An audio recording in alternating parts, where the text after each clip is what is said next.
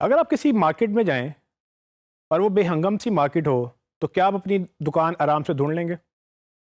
अगर वो मार्केट कोई इस तरह की हो और आपको कहा जाए कि आपने इसमें अपनी इन्फॉर्मेशन ढूंढनी है या आपने एक राइट जगह पे जाके एक दुकान से एक चीज़ खरीदनी है, तो आपको कैसा फील होगा?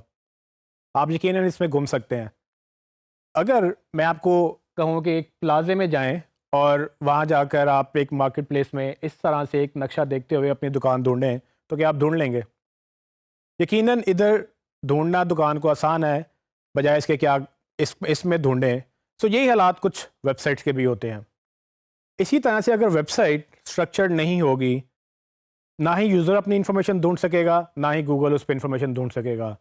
तो एक अच्छी वेबसाइट का स्ट्रक्चर क्या होता है, इस वीडियो में हम इसी की बात करेंगे। तो एक अच्छी वेबसाइट का स्ट्रक्चर कुछ इस तरह से हो सकता है कि जैसे कि आप देख रहे हैं कि एक आपकी वेबसाइट का होम पेज होगा, फिर आपकी वेबसाइट के मेन पेजेस होंगे और उसके बाद आप अपनी वेबसाइट्स के सब पेजेस या सब सेक्शन बना सकते हैं।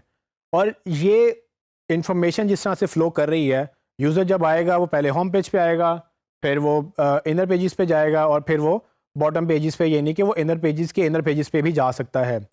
अच्छी वेबसाइट का स्ट्रक्चर डिपेंड करता है कि उसकी वेबसाइट का बिज़नेस क्या है, और ये बिज़नेस ही वेबसाइट का स्ट्रक्चर डिफ़ाइन करता है कि किस तरह से आपने अपनी इंफॉर्मेशन किस यूज़र के लिए लेआउट करनी है, ताकि जब कोई यूज़र आए वो अपनी राइट इंफॉर्मेशन बड़ी आराम से ढूंढ ले। तो वेबसाइट के स्ट्रक्चर में कुछ चीज़ें ध्यान से जो देखने वाली हैं, वो पहली बात तो ये है कि वेबसाइट का जो लेवल 1 होता है, यानी कि जो आपका होम पेज है, वो उसको लेवल 1 पेजेस भी कहते हैं या उसको आप टियर 1 पेजेस कह सकते हैं।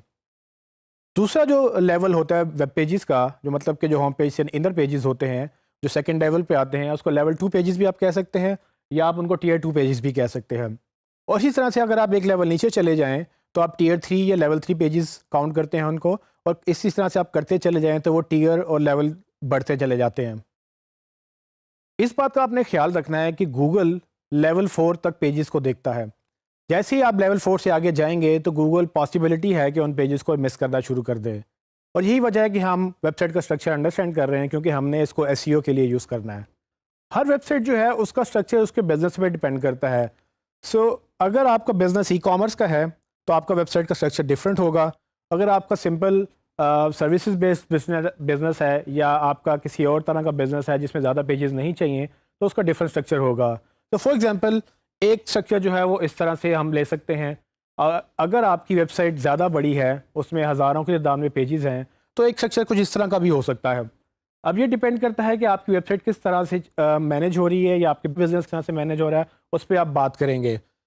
एक अच्छा जो स्ट्रक्चर है वो एक अच्छे बिजनेस की अलामत है, क्योंकि उसके लिए आपके यूज़र को तो हेल्प मिल ही रही है, लेकिन अगर हम एसईओ की बात करें तो एक अच्छा स्ट्रक्चर आपकी एसईओ में भी हेल्प करता है। उसकी रीज़न क्या है कि गूगल जब आपकी वेबसाइट पे आता है तो वो आपकी वेबसाइट का कंटेंट नहीं पढ़ता, बेसिकली आपकी वेबसाइट के पीछे जो कोड है वो पढ़ता है। इस पे हम मज़ीद बात करेंगे, लेकिन ये चीज़ अंडरस्टैंड करना ज़रूरी है कि वो कोड कैसे स्ट्रक्चर्ड है और कैसे एक पेज से दूसरे पेज पे चला जाता है।